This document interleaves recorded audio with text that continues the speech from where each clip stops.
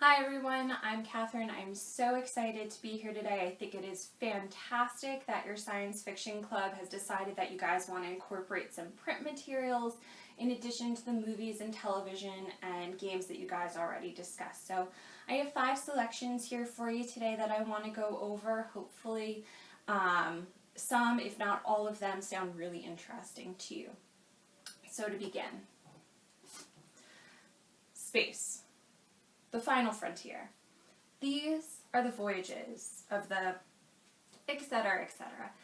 Even if Star Trek is not the fandom that you subscribe to, you know exactly what I'm about to say. Just like you know at some point Captain Kirk is going to ask Bones a question and he's going to respond with, "Damn it, Jim, I'm a doctor, not a whatever that week's harrowing mission calls for." Just like you know that if you're a crew member and you're wearing a red shirt and you go on an away mission, it pretty much spells your impending doom. But as it turns out, the USS Enterprise is not the only spaceship to have this particular red shirt situation. Andrew Dahl, he is so excited. He has just been accepted to be a crew member on the Intrepid. It's the flagship of the Universal Union. It has an amazing crew, it has a fantastic captain, it has a phenomenal chief science officer. So he's so excited to be on this ship until he realizes that being a red shirt wearing low-ranking crew member means that your odds of coming back from an away mission are slim to none. And Dahl is not the only crew member who has realized this. Oh no. Pretty much all of the crew members, with the exception of the high-ranking officers, knows not to go on an away mission. And they all have their theories for why the mortality rate on away missions is so high. It could be just incompetence, maybe it's cosmic forces, maybe ritual sacrifice, the list goes on. One of the crew members, Jenkins, he has what might be the most outlandish theory as to what's happening. But his theory might actually be the right one. Can Dahl, Jenkins, and the rest of the Intrepid crew survive away missions long enough to figure out what's going on and to put a stop to it? Damn it, people, I'm a librarian. I'm not a psychic. If you want to find out, you're going to have to read Red Shirts by John Scalzi. So the next thing I want to talk to you guys about is an 8-volume manga series. In the future, there's an adorable boy robot. His name is Astro Boy, or Mighty Atom. He flies around saving the day, delighting children in Japan and America alike. Pluto, by Naoki Urasawa, is Astro Boy, but for adults. This is a murder mystery noir with a robot twist. Because you see, in the future, humans and sentient robots coexist in peace. But that peace is being threatened. One of the 7 great robots of the world, Mont Blanc, he has just been murdered. And in addition to him, a human has also been murdered, but the MO on these 2 crimes is the same. The victims were left with horns attached to their bodies on their heads.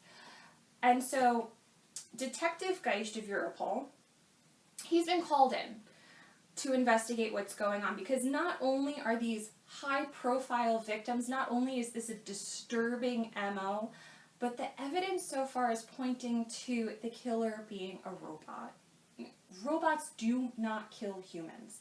The last time it happened was 8 years ago, and it freaked everybody out because they're still not sure how he managed to do it. Should not be able to. So that is where Geist has to start his investigation with Bra 1589, the robot that killed someone 8 years ago. So just to give you guys a sense that this is not a children's manga, this is a manga for older readers, I just kind of want to show you a couple of the pictures so you get an idea here. So this is the robot that he goes to visit, Bra 1589, and you see that he's impaled against the wall. He's been totally destroyed. His mind is intact, but he's just a shell, a husk, basically. And Geist also shows him, here are the pictures of what's happened to Mont Blanc, who is the robot who was killed, and then the human who was also killed.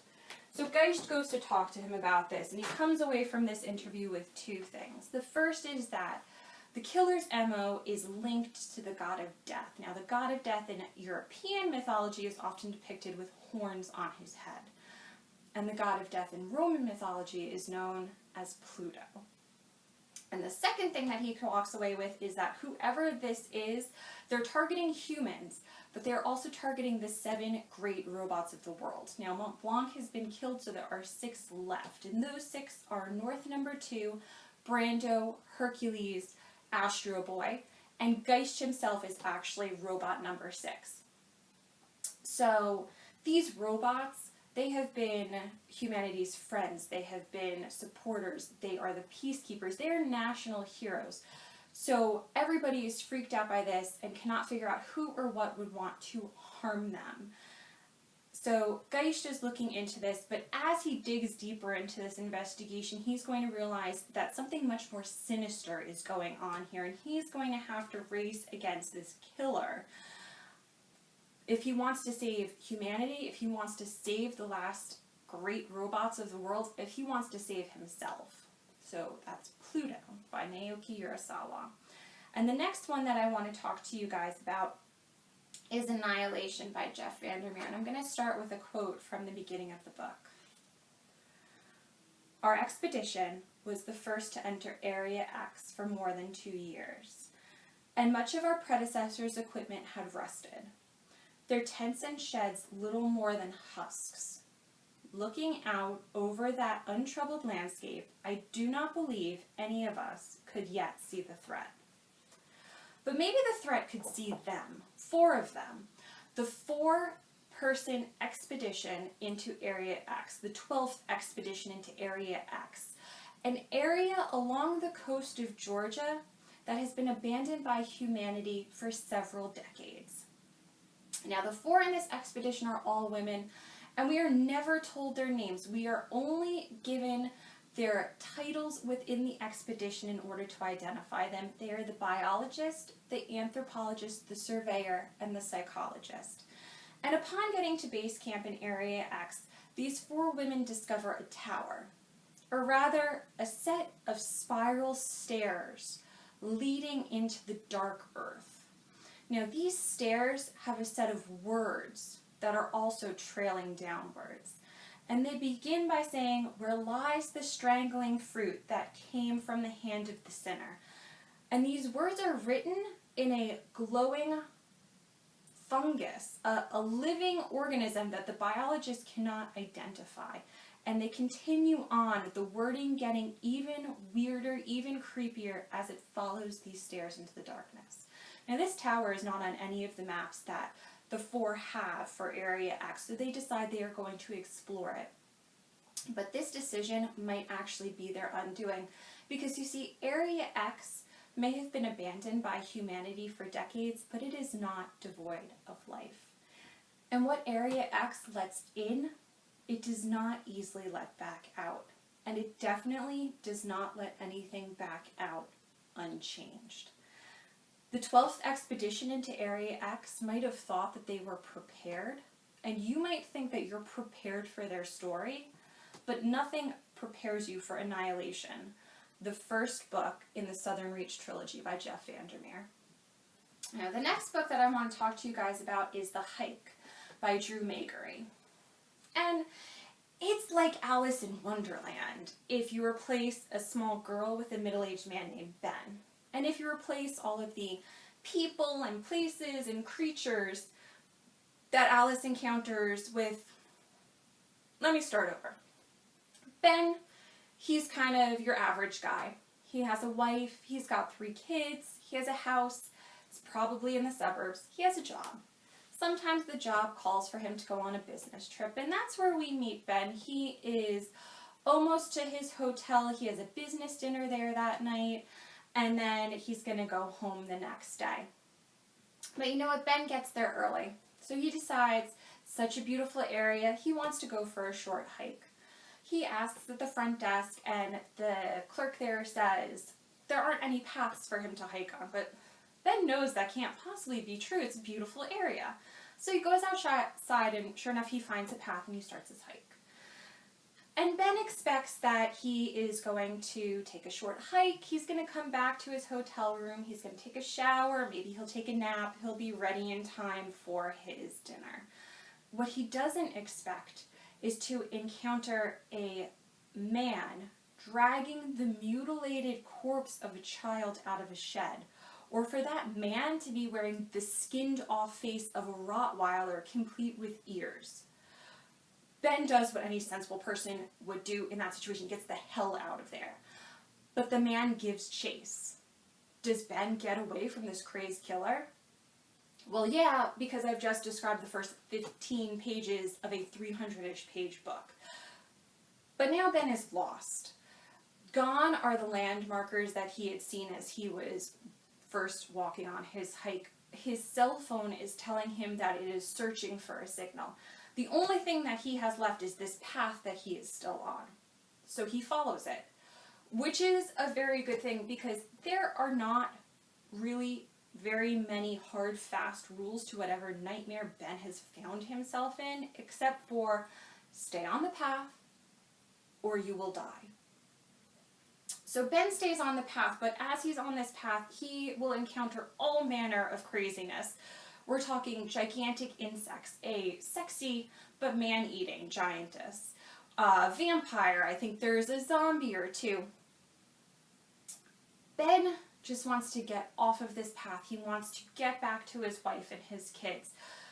But when he's in this situation where time is fluid and where every single thing that he comes up against is weirder than the last thing that he's experienced, and the most help he's gotten in this situation is from a talking crab with a preference for profanity, the odds of Ben getting back home are slim to none. Ben has two choices here. He can stay on the path and continue, or he can die. What is going to happen to Ben? Find out in the hike. And the last thing I want to talk to you guys about here is, you guys are a science fiction club. So I know that you have thought about what would happen in a zombie apocalypse. I know I get up in the morning, I put on a pair of flip-flops, and I think to myself, what if today is the day? What if the zombie apocalypse goes down today? This is not appropriate footwear. You know what?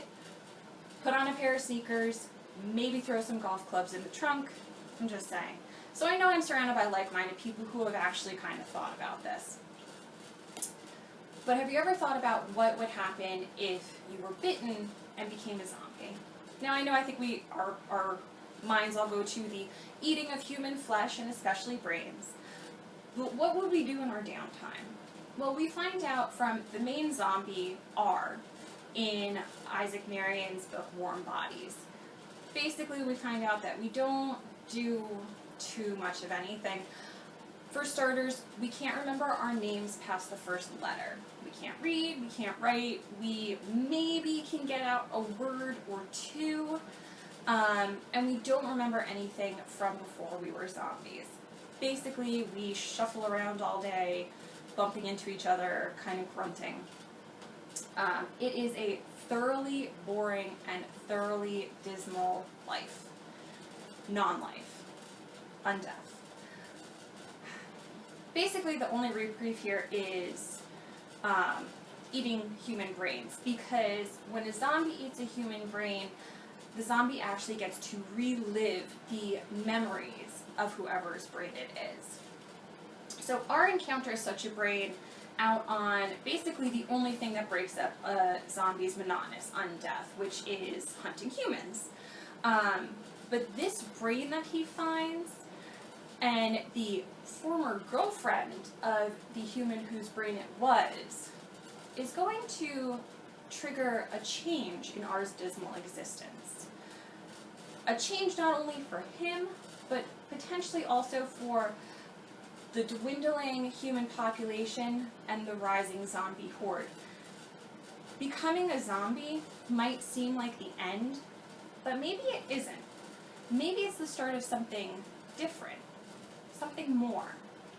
So, that's Warm Bodies by Isaac Marion. So just to recap, we had Red Shirts by John Scalzi, we had Pluto by Naoki Urasawa, We had Annihilation by Jeff Vandermeer, The Hike by Drew Mabry, and we have Warm Bodies by Isaac Marion. So thank you guys so much for having me. I hope that those sounded interesting to you, and I hope you guys have a good rest of your day. Thank you.